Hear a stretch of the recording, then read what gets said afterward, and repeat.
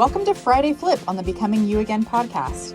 Every Friday, I take your divorce problems, conundrums, and questions and do a quick flip around to empower you to show up as the best you after divorce.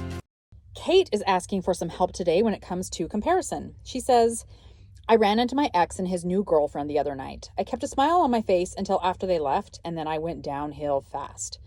It's hard not to compare myself to her. I told myself I need to stop focusing on what I'm not and remember who I am, but it's much easier said than done. How can I get out of the comparison trap, even when I know better?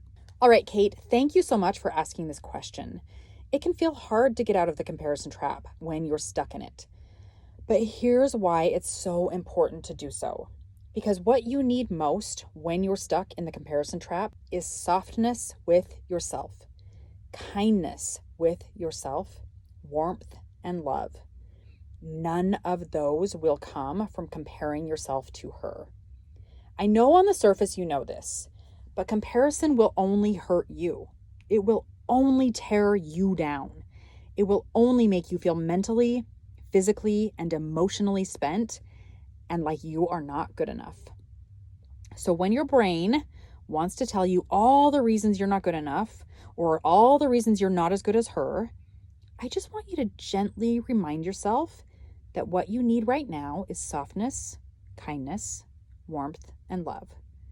And then figure out one way that you can give that to yourself in this moment. This can be something that you can even decide beforehand. I want you to think about how you want to show up for yourself with softness, with kindness, with warmth, and with love the next time you feel that comparison creeping in. Have a plan for yourself to take care of yourself so that when it happens in the future, you are ready, so that you can give yourself what you need in that moment. Your brain is going to keep trying to find ways to compare yourself to others.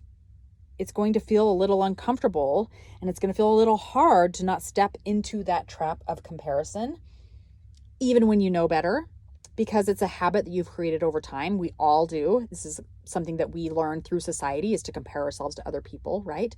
So it can be a hard habit to break, but not impossible. Just be prepared with your plan beforehand of how you're going to take care of you when that comparison trap slips itself in to your brain. And that is why having the plan of how you're going to show up for you with kindness, with softness, with warmth and love is so important. Then you're not caught off guard. You know exactly what to do to get out of the comparison trap. You will eventually get to the place where it feels really easy and really good to love yourself and give yourself kindness when you need it. And comparison to others will start to seem really foreign and out of place and uncomfortable. And you won't want to go there as often. And that's a really great place to be. But I promise you, in the meantime, if you have that plan for yourself of how you're going to show yourself love and warmth and compassion and kindness and softness, you'll be ready for the next time that comparison wants to slip in. Thanks for your question, Kate. You've got this. I'll talk to you next week. That's your Friday Flip. Stay tuned for the weekly podcast episode that comes out every Monday. And remember, if you want more one-on-one help from me as your divorce coach to help you create an even better life than when you were married, then you need to schedule your free consult with me by going to www.karennelsoncoaching.com. Remember, that's Karen with an I.